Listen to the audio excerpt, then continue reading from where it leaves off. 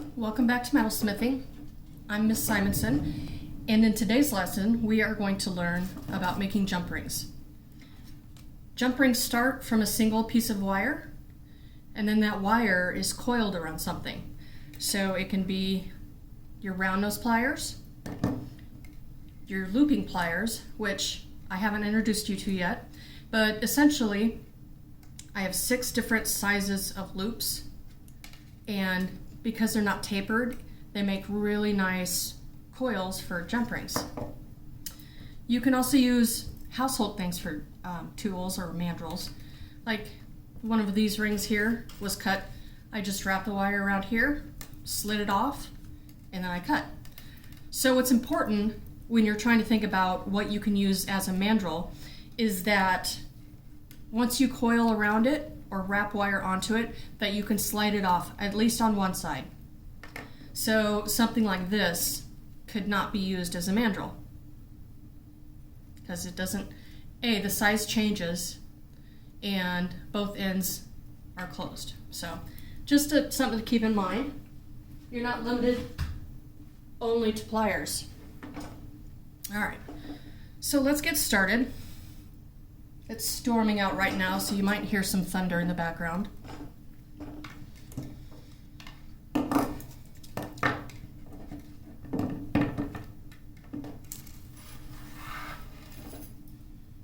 right. So one of the things you can make with jump rings is this Byzantine bracelet, and we will be making one of these. This one has copper and sterling silver. But once again, this was made from a single piece of wire that was coiled, cut, and then stitched together. So let's get started. So of course I'm going to start with a flush cut.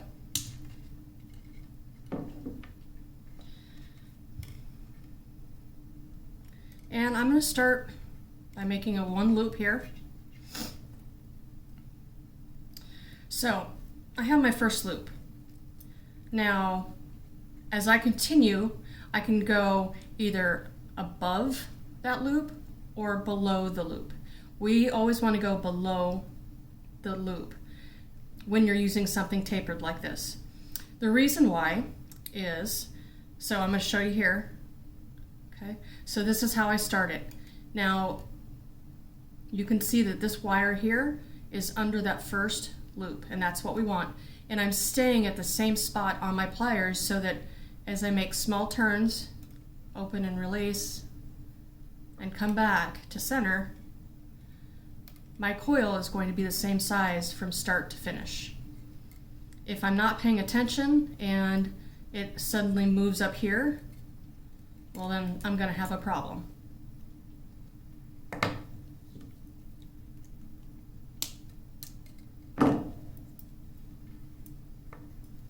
So to start again, and I did not cut that flush.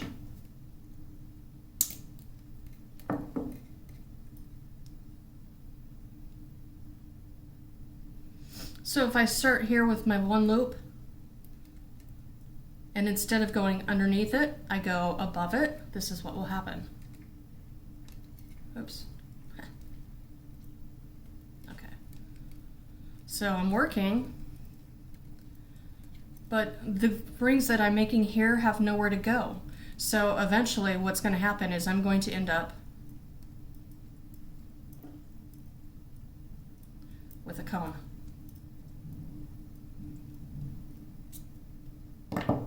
So this is not going to work. Generally, you're going to want all of your rings to be the same size, so that's why when I start here,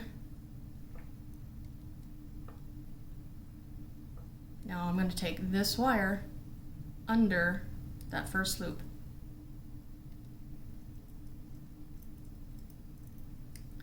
And I'm just keeping it at that same spot. Small movements. This hand is held really close to the pliers. As I'm turning this, I'm kind of pushing this against the round nose pliers. So I'm controlling the wire from both sides.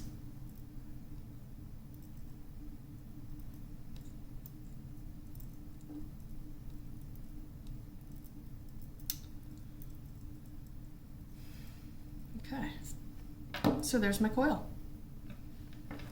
So to cut the jump ring,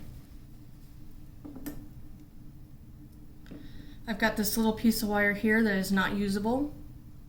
So I'm going to go to the point where this starts to the coil, and I'm going to use this side here, and I'm clipping just that first piece of wire. And because I used the flat side, that one is now flush. So my next step is going to be to flip my pliers, my cutters over, because that means when I go up to the next rink, just one link, and cut that, now both sides are flush. And since I flush cut that side, this side is now not flush. So the next step would be to clip that off, flip, cut, flip, clip, flip, cut. And again, I'm only cutting the next ring up. I could be tempted to go like this, but you might damage your cutters.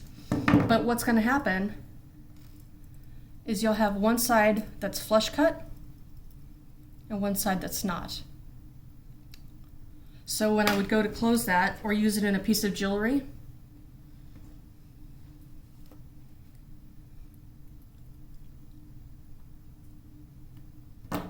so then I have two sides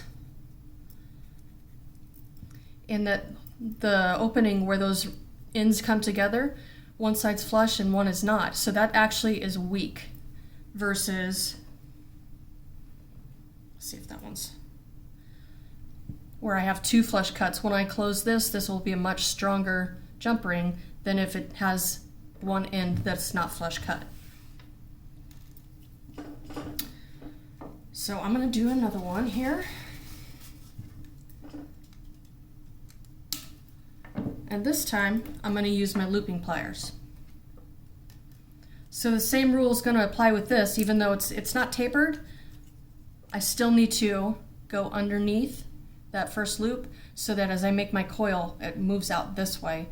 If I go above that first loop, then I can only make a coil that big. So just small movements, controlling the wire with both hands.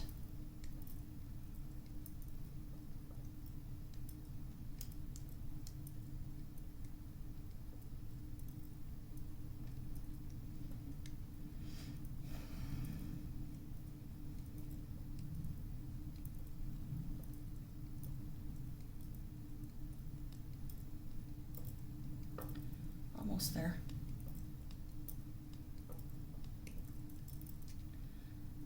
When you guys get back to school, you'll be able to use these here. There just wasn't enough to put in everybody's box, so. All right, so there's my new coil. And I'm gonna do the same thing. So I'm gonna go to the point where the coil starts and clip that off.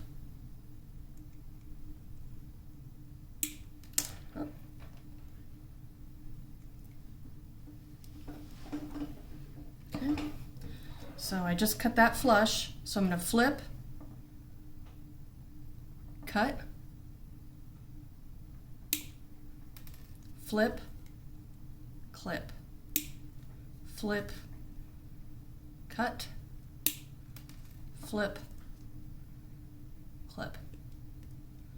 So you can get into a nice rhythm doing this, and then you slowly stop paying attention. And what can happen is that you don't get right up next to that end when you cut your ring. So let me cut this one.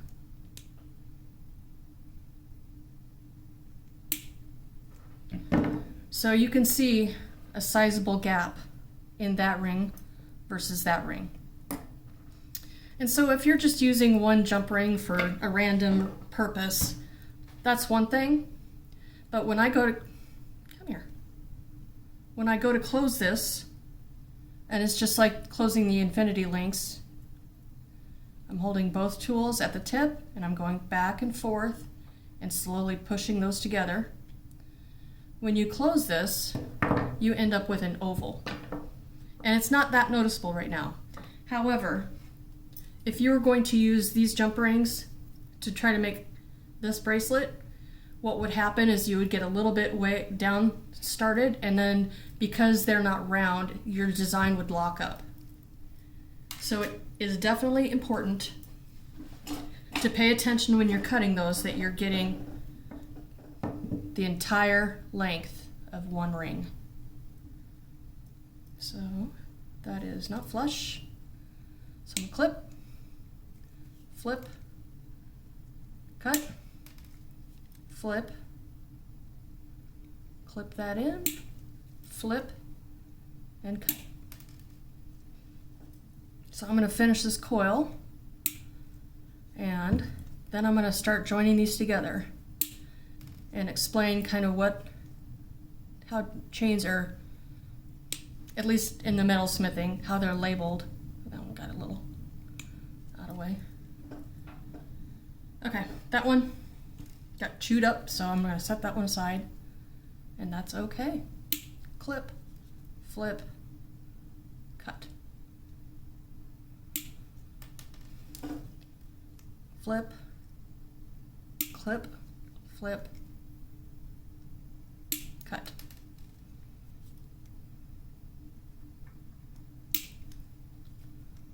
Flip, cut. And there's just enough to make one more ring here.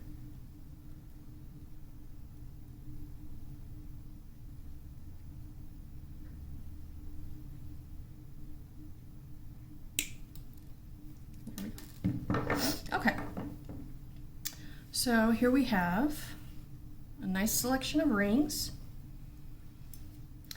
So I'm going to go over opening and closing these again. So when you open and close jump rings and other components, you want to hold it at the tip of your tool where that wire opens.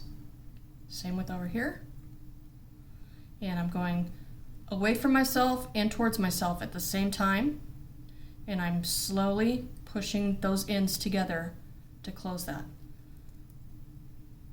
Ideally, you want to close that so you can't see where the cut is. And part of that is because it's flush. So I'm going to do that again.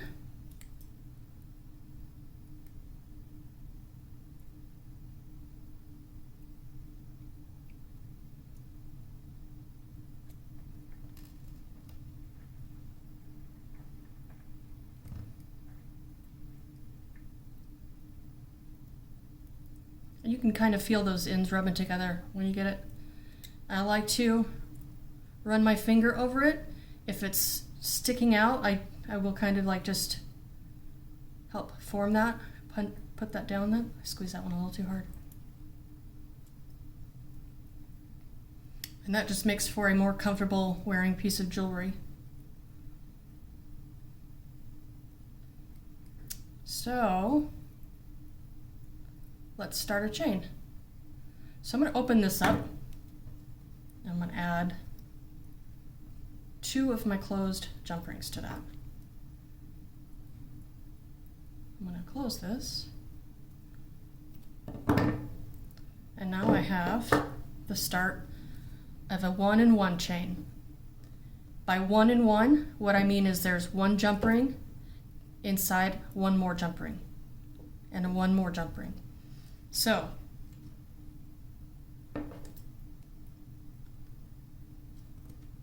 if I added a jump ring here,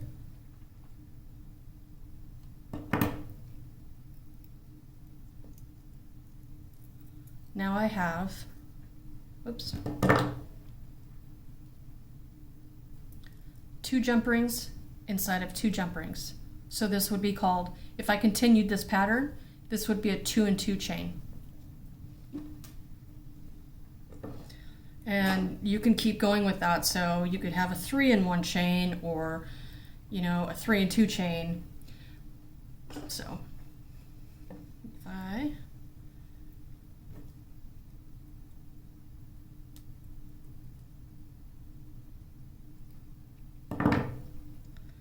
add another one right next to that.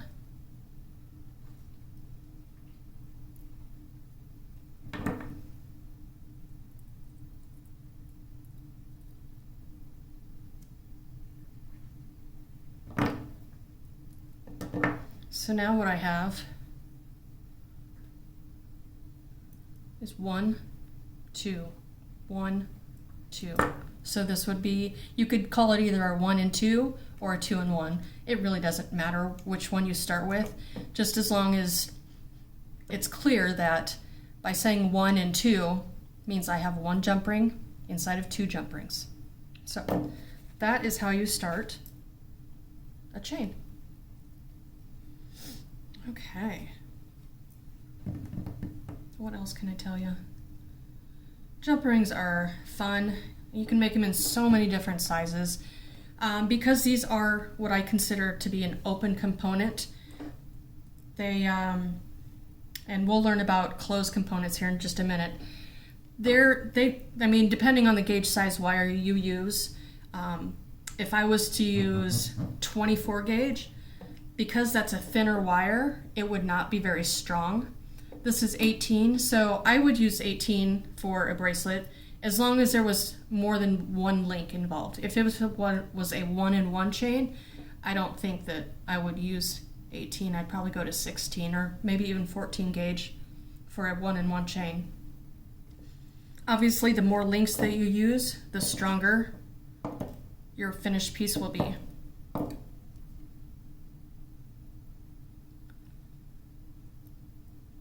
So there, I'm continuing that 1-in-2 pattern. And I have this one that's closed already, so I'm going to add it already. And then I'll just add another ring right next to it to make it a 2.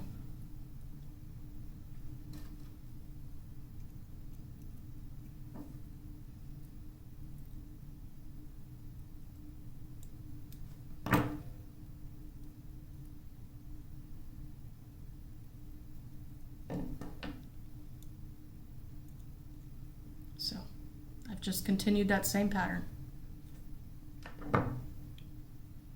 So those are jump rings.